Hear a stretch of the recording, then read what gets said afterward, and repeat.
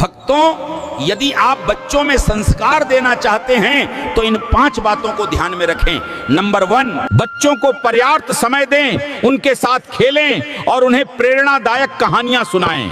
Number 2, घर में पूजा करते समय बच्चों को साथ जरूर बैठाएं और उन्हें बताएं कि जो हम लोग करते हैं उसे भगवान जी भी देखते हैं। नंबर 3, यदि बच्चे स्कूल या किसी के घर से सामान उठाकर लाएं तो तुरंत उसी के हाथों से सामान को वापस करवाएं और उन्हें बताएं कि यह गलत है। नंबर 4, बच्चे को पैसे की आदत न लगाएं और उन्हें बताएं कि पैसे बहुत मुश्किल से कमाए जाते हैं। नंबर 5, बच्चों को ज्यादा मारने पीटने से बचें, इससे बच्चे जिद्दी और चिड़चिड़े बन जाते हैं। भक्तों, यदि मेरे वीडियो अच्छे लगे तो मेरे चैनल को सब्सक्राइब। बूढ़ा सफेद बालों से नहीं होता, वो बूढ़ा तब होता है जब उसके खुद के संतान उसकी जिम्मेदारी से पीछा छुड़ाने लगे।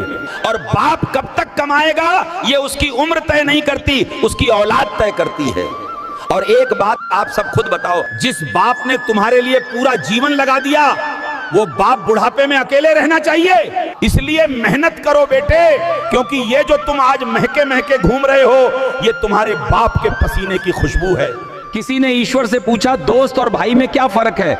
ईश्वर ने जवाब दिया, भाई सोना है और दोस्त हीरा है। उस आदमी ने कहा, प्रभु आपने भाई को कम कीमत और दोस्त को कीमती चीज से क्यों नवाजा? ईश्वर ने जवाब दिया, सोने में दरार आ जाए तो उसे पिघलाकर बिल्कुल पहले जैसा बनाया जा सकता है, जबकि हीरे में एक दरार आ जाए तो वो कभी भी पहले जैसा नहीं बन सकता। जिस घर में पत्नी चुप हो जाए समझ लेना वो घर अंदर से टूट चुका है।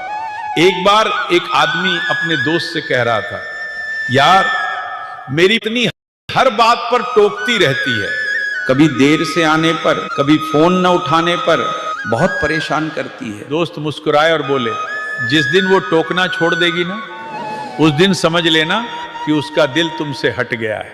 बेटा, पत्नी जब पूछती है कहाँ थे, किसके साथ थे, तो वो शक नहीं करती, वो सिर्फ ये जानना चाहती है कि उसका अपना इंसान सुरक्षित है या नहीं। वो तुम्हारे पीछे नहीं पड़ती, वो तुम्हारे साथ खड़ी रहती है, बस उसका तरीका अलग होता है। और सुनो बेटा, घर में पत्नी की आवाज कभी कभी तेज हो सकती है पर उसका इरादा हमेशा साफ होता है।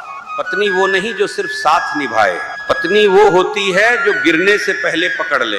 इसलिए बेटा, जिस घर में पत्नी बोलती है, लड़ती है, रोकती है, वो घर जिंदा होता है। शमशान ले जाते समय अर्थी के ऊपर पैसा क्यों फेंका जाता है, कभी सोचा है? अरे नहीं पता, चलो हम बताते हैं। क्योंकि दुनिया वालों देख लो, ये जो मरा पड़ा है ना अर्थी पे, ये जीवन भर पैसों के पीछे पीछे भागता रहा। पैसों के लिए पत्नी से लड़ा, बाप से लड़ा, माँ से लड़ा, इसने न रिश्ते समझे हैं न निभाए हैं, पैसों के पीछे भागता रहा। ले आज पड़े हैं तेरे छाती पर पैसे, उठा ले। ये जिंदगी कितने दिनों की है, अच्छे कर्म करें, लड़ते क्यों हो? घमंड की हवा लग जाती है, उसे न गरीब की दुआ असर करती है और न हकीम की दवा। क्योंकि घमंड इंसान को इतना अंधा बना देता है कि उसे अपने सिवा कोई दिखाई ही नहीं देता। और जब आंखों पर अहंकार चढ़ जाता है तो फिर नसीहतें भी बेअसर हो जाती हैं। फिर इंसान को गिरकर ही समझ आता है कि ऊंचाई पर टिके रहने के लिए सिर झुकाना भी जरूरी होता है। तुम्हारे अंतिम संस्कार के 1 घंटे बाद तुम्हारे अपने खाना खाने लगेंगे। 13 दिन बाद तुम्हारे अपने भी अपनी दुनिया में लीन हो जाएंगे। 1 महीने बाद तुम्हें याद करने के लिए भी किसी के पास समय नहीं होगा। 2 महीने के अंदर तुम्हारी संपत्ति बांट ली जाएगी। तुमने अपनी इच्छाओं को मारकर जो पाई पाई इकट्ठी की है उन्हीं से शौक पूरे किए जाएंगे। 1 साल बाद तुम पूरी तरह भुला दिए जाओगे और तुम सोचते हो कि मेरे बिना मेरे अपने कैसे जिएंगे। यहां किसी के बिना किसी की जिंदगी नहीं रुकती, लोग तुरंत एडजस्ट हो जाते हैं। इसलिए खुद से प्यार करो और थोड़ा सा जी लो। आपका सबसे सच्चा साथी ना माता पिता हैं, ना भाई बहन, ना पत्नी और ना ही आपके बच्चे। आपका सबसे सच्चा साथी आपका अपना शरीर है।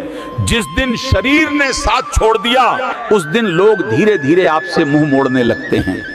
जब तक आप स्वस्थ हैं आपके पास हजारों समस्याएं होंगी, लेकिन जिस दिन आप गंभीर रूप से बीमार पड़ जाएंगे उस दिन आपके पास सिर्फ एक ही समस्या बचेगी, किसी भी तरह ठीक हो जाऊं।